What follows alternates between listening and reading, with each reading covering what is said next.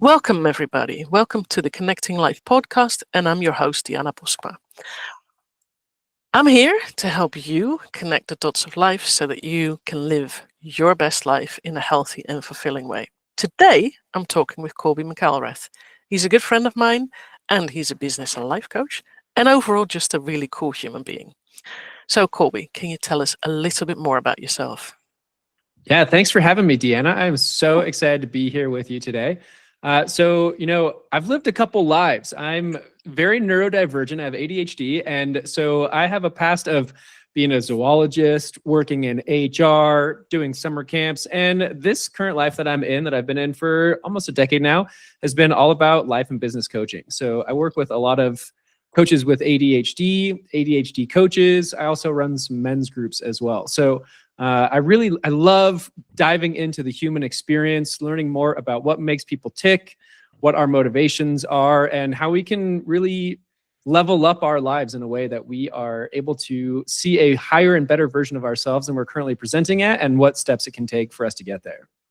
Cool. That sounds like decent, good coaching because it's always helping people. So today, Colby and I will have a conversation about grief because we've both experienced it and we both also know people who have. So we've got plenty to say about that, I think. So, Colby, when you think about grief, what is the most challenging about it, you think? I'm so glad you asked that. The first thing that comes to mind, I think one of the hardest and most challenging things about grief is that it is undescribable until you experience it.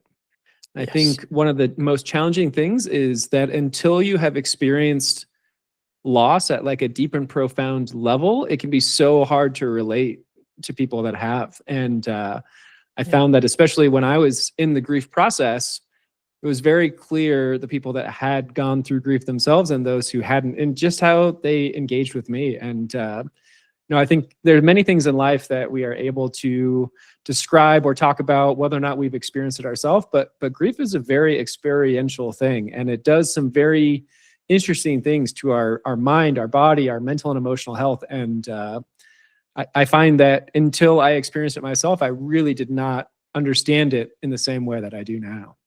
Yeah, that makes sense.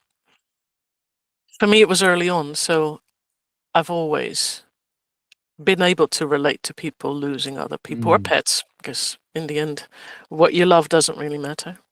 Because it is, as we talked about before we even got on the recording, that grief is the other side of love, because it is about that connection that you had. And I have indeed noticed that people who've not experienced it have no idea what you're talking about. Yeah. And I know a few people who've not experienced it so far in life. And it's been fascinating trying to have that conversation, because they have this, but how does it feel then? Or how does that affect you? Well, yeah, it's really an experience, and also a valuable experience, I found, because realizing how much you actually love that person is part of the grieving process, it's a beautiful thing in a way. I completely agree. I mean, it creates so much depth of emotion, and often it's challenging emotions, but it's depth. It's real, true depth that you can understand and experience. And I think it brings out so much of the kind of ephemeral quality of life that it's through grief that I recognize and understand and appreciate my own mortality and the fact that I have life now, and it helps me to see, I won't always have this life. And for some people that can be kind of debilitating or scary, but for me, it's been really motivating to really just have deeper senses of gratitude and appreciation for the life that I have and the time that I have with the people that I have them. Losing a parent was such an interesting experience of just viewing them in such a way that it was like, I was able to really, truly appreciate them as a whole person. And even the challenging parts of my relationship with them, I feel like it softened some of the edges, and it also created a lot more connection to them for me in a kind of ironic way. Yeah, I can relate to that. When my mother died in 2014, and that feels like not so long ago, because my father died in 1975, so that's a lot longer ago. And I had some issues with my mother, as every child has with their parents. And over time, I've realized that some of the things that she would say were from her own difficulties and desperation, but had nothing to do with Mm. me. And that's also a Yeah. thing that you learn with coaching. So it does help that I've been in coaching for ages now, but just realizing that her desperation didn't mean she didn't love me, because her So true. actions are now so much more clear. If she would have still been alive, I would have still had that tension of, you always said this, her. And now it's this thing, no, she actually really loved us quite deeply. Otherwise, she wouldn't have done this, and this, because you can reflect deeper and through grief also talk with people about your experiences. And then I don't know, I have a better relationship with her now than I ever had. Yeah, totally agree. However And crazy that sounds. yeah, yeah, absolutely. And I feel the same way. And not only did it help me to connect with my father after he passed, but it helped me connect with my mother who's still alive too. And Mm, it helped me to be able to look past some of the challenges or difficulties I had in our relationship, because I realized that I'm not going to have her forever. And no, you won't. I can, when you look at this as like a shortened timeline, it's like, man, I can spend the next decade pissed off at her, or I can learn to let these things go and really appreciate the time that I still have. So Yeah. it's so fascinating that grief has not only helped me connect deeper to the people that I have lost, but also to the people that I still have. And it's really deepened my appreciation for them and just really changed my perspective on just kind of even my own harshness. I feel Mm-hmm. like grief has softened who I am in so Yeah. many like fundamental and meaningful ways, because we're all just kind of, we're on this crazy rock hurtling around in space, and we're Mm-hmm. not here forever, and so Nope. the more that we can really appreciate and focus on the time Mm-hmm. that we do have with the people that we have, and create real and meaningful connection, that it Yeah. really changed for me once I was able to connect with grief in a healthy and meaningful way. And Yeah. I've also had the opportunity to see a difference in how different people connect with grief. And Yes. I've seen it really debilitate people, and Mm-hmm. I've seen people get really stuck on that. And Yeah. I've seen people that have this walking wound of grief that they have serious challenge to heal and move Yeah. through. And then I've seen others who have been able to really champion their grief Mm-hmm. and really learn from it and lean Yeah. into the process and connect to their loved ones in a deeper way through it. And it's been so fascinating to see how many people deal with grief in different ways. And Yeah. one of the things that always stuck with me, I had a good friend that told me right after my dad had passed that the people that navigate grief the best are those that start the grieving process before their loved one passes. And it was so Oh, fascinating. wow. And that was something that I was able to do with my father, because he had terminal cancer. And so I got to be there with him Mm. for months at the end. And I was able to really see that I was okay with the process before he passed. And Mm-hmm. that really made the process a little easier. And so Yeah. as morbid as it might sound, I do that with living people in my life too. I really look at my relationships, and I Mm-hmm. start to come to terms with the fact that, like, man, my wife, who is my best friend, she will pass one day. And the more that I can come to terms with that and really understand and appreciate that, the easier it is Yeah. for me to raise the bar of gratitude for the time that Mm-hmm. I have with her, and also understand that this is a Yeah. fleeting experience and this is not forever. Yeah. Yeah. One of my clients, he at some point came to the conclusion that the end goal of life is death. So we Mm, might as well appreciate and enjoy the journey while we're on it. And when you said the grieving process starting before, I have actually experienced that with a father-in-law of mine. He he had cancer for quite some time, and we visited him quite regularly. We would go there like twice a week or something, while we knew the end was near. But then the conversations, they became so much deeper. He mm, also regularly had to say, nobody cares. Because he was really clear about it. It didn't matter. In the end, mm, nothing mattered. And we talked about looking back at life, because that was one of the things he was really doing in that time, looking back at, the things that he'd done that he really appreciated, but also some of the things where he had this thing of, I have regrets, but also talking through that, having peace with those regrets, because they might be there. but there's also a level of peace you can have with that. And it was actually a really amazing journey having that time with him, because it was a couple of months. So it was a beautiful journey, to be fair. Yeah, and I've heard that one of the best ways to recognize your own mortality is to spend as much time as possible around birth and death.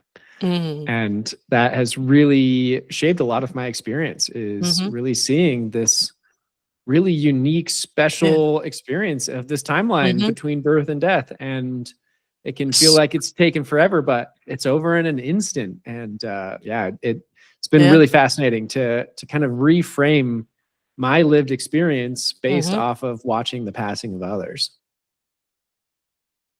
Sometimes birth and death go hand in hand. So true. That is an even more interesting experience, because I have a few friends who've lost babies just before birth or just after.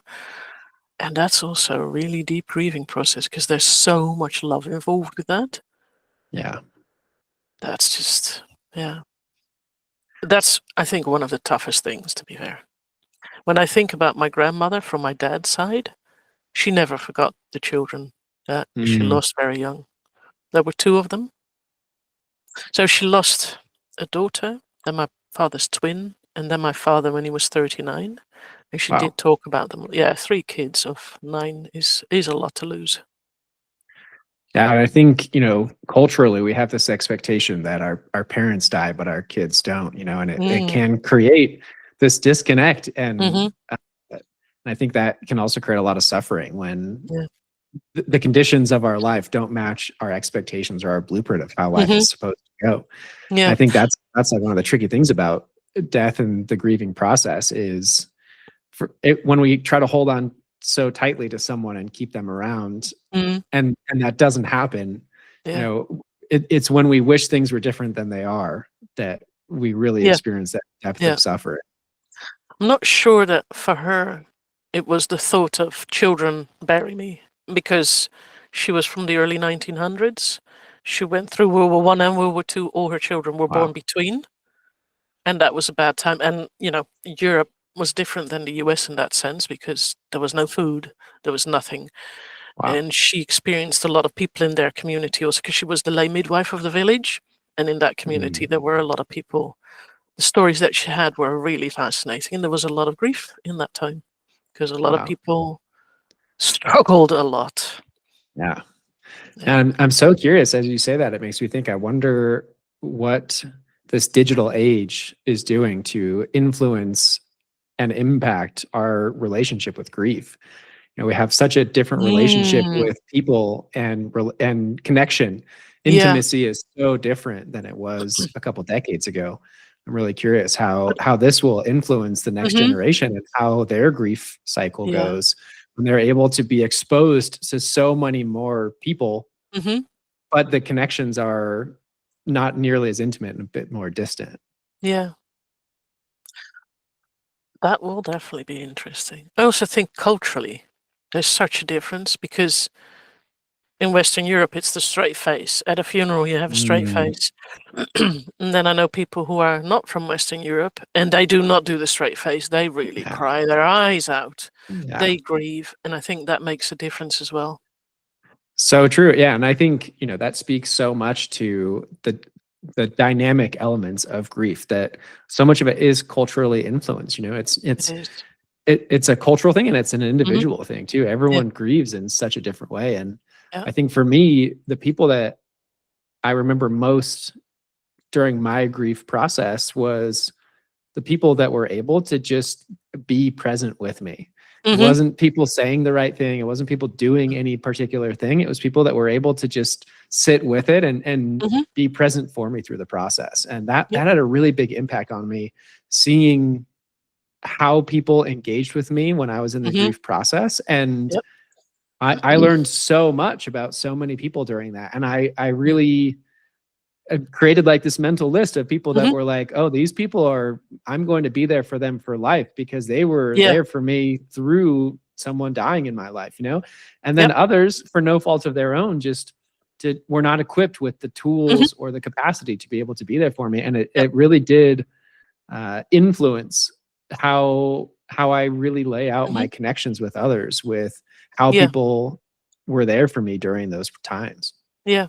Yeah, I said to my kids at some point, those who are able to sit in the mud with me, they'll be valuable for me for life, because Yes. they can do it again and I will do it for them because they understand it. And there were some people that were just there with me while I was crying, while I was just going through the whole thing. And they didn't say anything, because that was the interesting thing. They didn't say anything. They were just there. Yeah.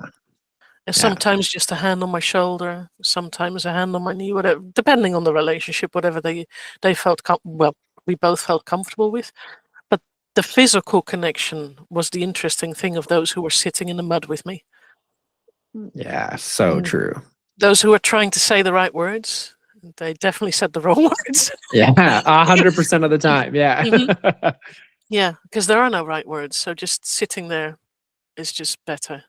Yeah. Yeah. And I think that speaks really to the individualism of the process of grief, right? Like everyone experiences it so differently, and it really does shape who we become. It really does change us at a fundamental way. And I've seen it change people for the better, and I've seen it create more struggles and challenges for people in how they engage with people going forward. And I think it's common for many challenges in life if we choose to be a victim or a warrior of our circumstances. And I think grief is no different. But I think one of the biggest shifts in my life was when I chose to make positive and life-giving meaning out of the grief cycle, and really used it as a leverage point and a milestone in my life of saying, like, as inspiration of this person that I cared about passing, I choose to play a bigger game and contribute at a higher level and be there for people in a more meaningful way,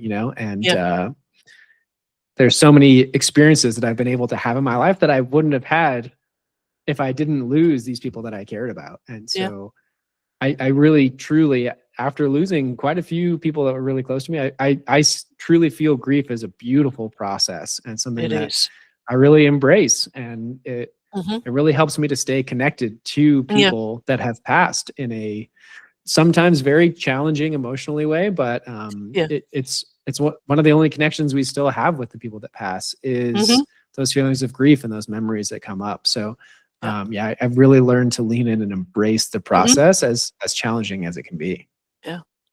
Yeah, one of the things that I've noticed is that those who fight the feelings, they have such a struggle with it.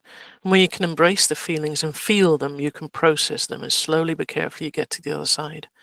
But fighting them, it's just not working. Just trying to ignore a fight, it's just, just doesn't work. Yeah, so feel the feels. Yeah, it extends the duration of the negative emotions the more that you try to resist them. I've really noticed that as well. Yeah. I've seen it with several people where I think, please just start feeling it. You can't tell them that either. It's just not going to work. They have to discover that at some point themselves. And sometimes they're open to having a conversation about it, because some people have asked me, so how have you dealt with it? Feel it. That's all I can say. Just feel it. Yeah, but I'll crash. I'll never recover. You will. Because that's the biggest worry that I've seen with most people, is that they think they'll never come out of it. But nothing lasts forever. You'll always get through it at some point. Yeah, and it's such a real example of impermanence, and I think a lot of us struggle with impermanence in general, of the sense of loss, or that perceived loss of, whether that's an object, a person, a car, a job. Those that are clinging too tightly to things are the ones that have the hardest time to be able to let go. And the learning the practice of radical non-attachment in my life, whether that's to people, places, things, environments, jobs, whatever, has really helped me to reconcile with these feelings of object impermanence, and the fact that we're here for a short, fleeting amount of time, and the things that we believe are our things, like they really aren't, and they're not going to be here forever. Everything's temporary. One of my biggest moments after my mom died was, oh, I'm next. Because I'm the oldest, no grandparents, no parents. I thought, oh, I'm next. Okay. But it was really not something that really bothered me. It was just this realization. And I decided I still have loads of time. That's not it. But, yeah. Yeah. And it's okay. because we all go eventually. And even, the death and dying process is so fascinating too. Like Hmm. the biological mechanisms within us that allow us to Yes. pass on is so interesting to me. Hmm. And my wife works in a assisted living facility, and so Hmm. we have a lot of stories of people that are in the latter stages of their life, Hmm. and even people that are closer, more or less, to this process. Hmm. There's so many different ways that people relate to it. There are many Yeah. people that are afraid of it. There's some people that Mm. embrace it. There are others that are impatient and can't believe it hasn't come yet. And yeah, Some it's people who it's choose it. yeah, exactly. It's so fascinating Yeah. how what our mental and emotional Hmm. relationship is with our own mortality and our death and Yeah. dying process, and what that does to us physiologically, Hmm. mentally, how we engage with other people, like Yeah. how we experience fulfillment in our life. All that is impacted by Hmm. this relationship we have Yeah. with death. Yeah. So in the area where you live, can someone choose death when they feel that life's not good enough anymore? In That's a some great circles? question. It's yeah, no, that's a huge point of contention, Mm. and that is not allowed here in the US. Okay. That is uh, very illegal at this point, Mm. and it's pretty ironic. And Yeah. there are many states that have pushed for it. There's been Hmm. a lot of rallying behind it. I believe in Canada they have quite a few mechanisms in place for Yes. people that want to Yeah. have a choice in that. And Yeah. yeah, here in the US, we do not have much autonomy Yeah. over the death and dying process. In the Netherlands, they do. And my aunt, my mum's youngest sister, actually chose last year in April that it was enough because she had had a Mm, stroke, was paralyzed on one side, and just didn't see the point in life anymore. She was in her 70s, so and she'd had this thing of, I've had a really good life. I don't want to live like this. And mm, that was really a journey for me because I'd never experienced that one. So that was a really new one. I'd experienced people dying from cancer slowly but carefully. I'd experienced people just out of the blue dying because a friend of mine at 26, he was with his moped, slipped on something on the mm. road, and then it was one of these very slow mopeds, so a helmet wasn't required for that one. But his head hit the sidewalk, poof, done. He was Wow, out, 26, and that was one of those moments of, woof. But wow. this was more intense. Someone choosing death was for me Mm. way more intense than any of the other deaths that I had in my experience, in my life's experience. So yeah, Yeah, what was that experience like for you? really unreal. Mm, And that actually was the biggest struggle I've had so far with death because it was this thing of I couldn't make up my mind on how I still don't know how I really feel about it. Whether because I do feel that people should be able to choose, but I'm always a bit worried about do they know everything. So I've really I used to be totally pro people choosing, but then I also realized that sometimes people may not have all the information, they may not have all the options, they may not know everything, and then choose death while there's still options. And that's been mm, through going through that process. I had this thing, ooh, there have to be really, really good rules around it for it to be a good thing. And my aunt mm, chose. She really chose. This is what she wanted, and she was very, very adamant about it. So, it was she contacted her doctors in December already about it, and nothing was sorted until April. So it was quite some time before it happened. But it was definitely a thing of whoa, and I didn't know about it until it was either April or just before, because I really had last minute thing of, oh, I need to book a flight. Oh, I need to, because it was this thing of, I do want to see her for one last time. So it mm, was, I heard on Friday that it was going to happen on Tuesday. And I just said, whoa. So it was really organizing everything to travel and do. And it all worked out. And I spent the whole day on Monday with her, which was really amazing because it was this mm, thing of we could talk about anything. And for like a third of the time I was alone with her, which was also really, really nice. Because everybody else had been there for ages already, all the other relatives, because they'd been up and down. And I was just there for a day, and they gave me a lot of room to just talk with her, hang out with her. I got a couple of pictures with her. So that was cool too. Just wow. yeah, it was nice. And So yes, it was really nice to spend that time with her, but it was also really hard the next day. Because what the crazy thing was is that I knew the time she was going to die. I knew the time of my flight that was going to be 15 minutes before. It wasn't. At the time that she was going to Wow. get the injection, I took off. So I had this thing. We were both taken off. Wow. I'll land again. But yeah, that was, yeah. That's Yeah, it was, so fascinating. yeah. And that, that brings up a really interesting dynamic with grief Mm-hmm. of those that we are able to say goodbye to and those that we don't Mm-hmm. have a chance to say goodbye to. Mm-hmm. And for better Very and for different. worse, I lost two fathers within 2 years of each other. And That's, one, we got to say goodbye for weeks mm-hmm. and got to be there for the whole process. The other, he passed away suddenly, and we Mm-hmm. were literally supposed to see him within 24 hours, Mm-hmm. and he had passed away right before. And Yeah. so I got to hold space for two very different experiences. One in which Yeah. I was an active participant in the death and Mm-hmm. dying process and got to say my goodbye. And then another where he just passed suddenly, and we had Yeah. no control over it. We Mm-hmm. had much less closure over the situation. And like I was saying earlier, we didn't have any time to prepare the grieving process before he passed.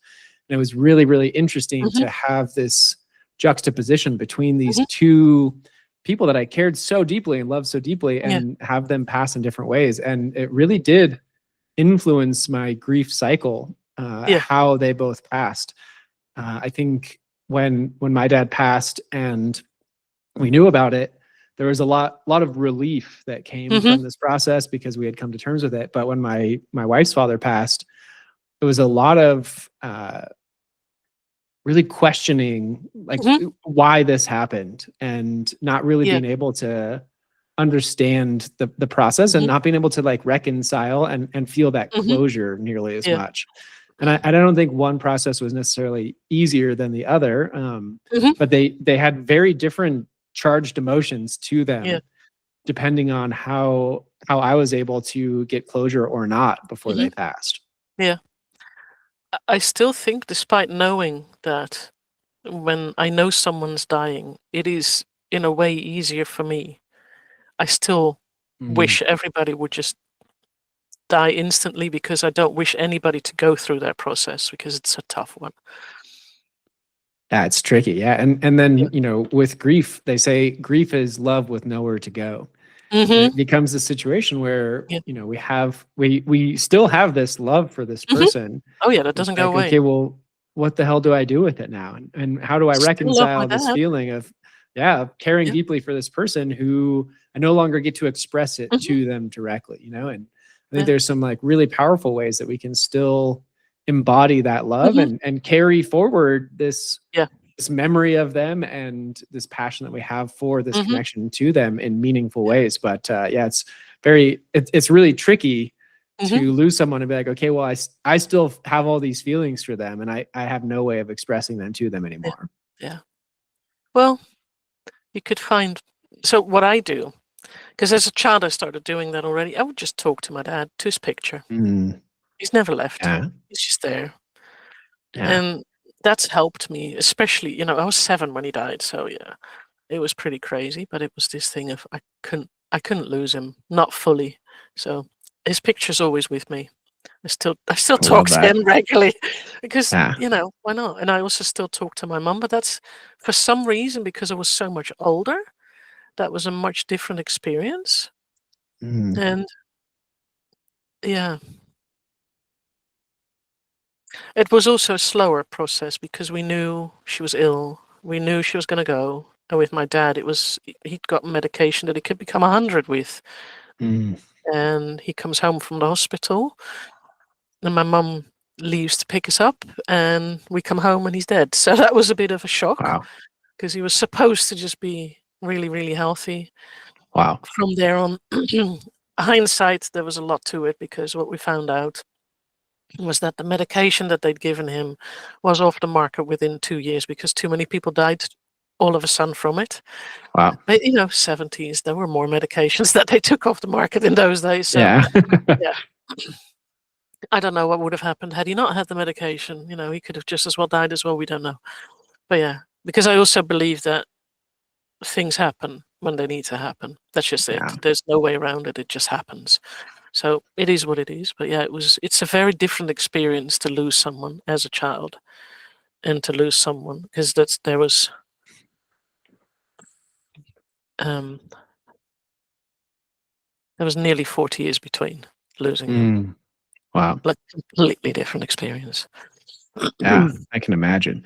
I love Mhm, the idea of like still being able to talk to these people mhm, and use that. And the talking to them really helps for me. Journaling to them, like yeah, writing letters to my dad, mhm, is one of my yeah, favorite things to do, and it's like a great way to release yeah, those. And had some friends that have passed away that are around my age too, and that's been a really interesting dynamic of mm, seeing someone who's my age that's also passing me. Like, oh no, it's not a process that just happens to people in their 80s. Like, this is no, something that could happen to me at any time too. And yeah, seeing the grief cycle through his daughter's eyes as he mhm, passed was like really, really interesting for me mm, to watch, yeah, like a developing mind, like you're saying, to be able yeah, to reconcile with this process as yeah, their frontal lobe is still growing new mhm, neurons, and it can create a fundamental change in how we yeah, see the world to have that experience. And you had brought up pets earlier, and I've read that pets are actually one of the most instrumental ways for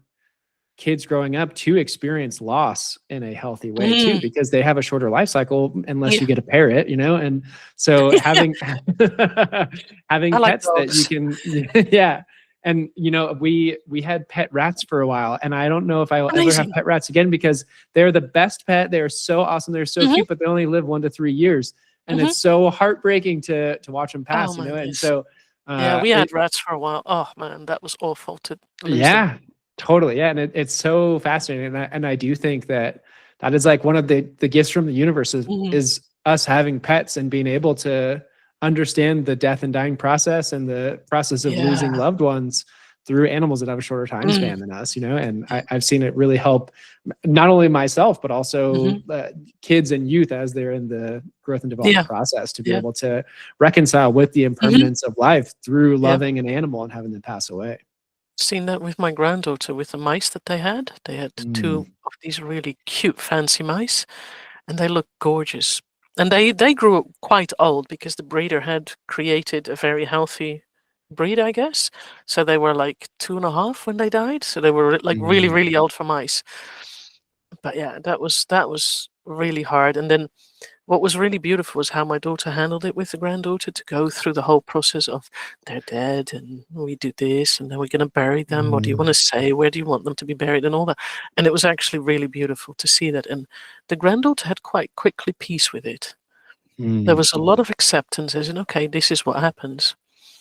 So mm. yeah, it's been really That's beautiful. so interesting. Yeah. Mhm. Yeah. And I find that the grief process, it's not really something you get over. It's something that you learn to integrate into your life. Yes, there's a level of acceptance that you need, but it Yeah. never goes away. Yeah. I don't believe that. Not based on what I've seen. Grief stays because it's love. Yeah. I love And it.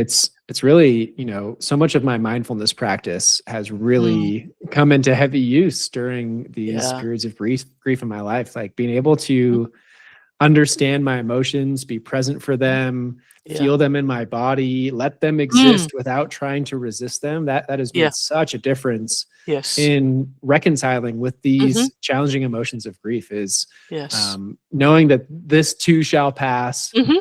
being able to hold space for it, Yep. recognize it, admire it, be mindful of it, and then letting it Mhm. move on Yeah. instead of trying to run away from these Mhm. feelings. So I'm so Yeah. grateful that I was able to experience a deepening of my mindfulness practices in the Yeah. midst of this grief process, because Yeah. that I really feel has been one of the biggest things that has helped me Mhm. through, is being able to take some time and meditate or Yeah. breathe or just self check in and see where Mhm. I'm at and what I'm feeling, and Yep. not try to avoid or ignore these things or Mhm. run away from them, but Nope. really just like create some space for them to exist. Yes. Be present with the feelings. Yeah, Yeah. That's where it's at. We've had, I think about half an hour now of talking about this, so that's been pretty good. love it. Yeah. Right. Yeah, me too. So I wonder, are there any last wise words that you have for those who are listening? Yeah, I am just so grateful that we had this conversation. What a great way to honor the people that we care about that Yeah. have passed. Yeah. To be able to hold Mm-hmm. space, talk about them, share some memories about them. Yeah. I find that the more that I'm able to talk about the people that I care about that have passed, the Mm-hmm. more that I can deepen my love for them, whether or not they're here. Yes. So Yes. as crazy as it sounds, I do see grief as a gift, Mm-hmm. and one of the best ways that I can continue my connection to the people that I care Yeah. about and recognize my own mortality in this life, and deepen the gratitude for the time that I have with the people that I have it Yeah. with. So yeah, I think I could talk about grief forever, just because it allows me to create connection with the people that I. Mm-hmm. So I'm Yeah. just so grateful that we can have this conversation about it. Yeah. Yeah. It's been a really cool conversation. So, if anybody after watching this would like to contact you, how can they do that? And of course, Yeah. I will share those details in the description of the video. Great. Yeah. You can find me on social media. I'd love to Mhm. connect with anybody on social media. And I also run men's support groups every single week. So that's through groupsformen.com. We have a free trial if anyone would like to come and sign up. And we help a lot of men go through the grief process, the relationship cycle, men that are dealing with challenging relationships, or Mhm. men that want to make their relationships better. So if there's any men Yeah. that would like to find a community of men, you can find me there, and you can find me on social media as well. I love talking about ADHD, neurodivergence, the grief process, and what it means to take up our own work. Yeah. Cool. I'll add that to the description. And I really enjoyed our conversation. So I want to thank you very much for joining me today. And let's do it some other time again. We can talk about grief again or another topic, whatever takes our fancy that day. Love it. So Thank you so thank much you. for having me, Deanna. This has been You're such a very welcome. life-giving conversation. It's been cool. Thank you very much. Bye bye, everyone.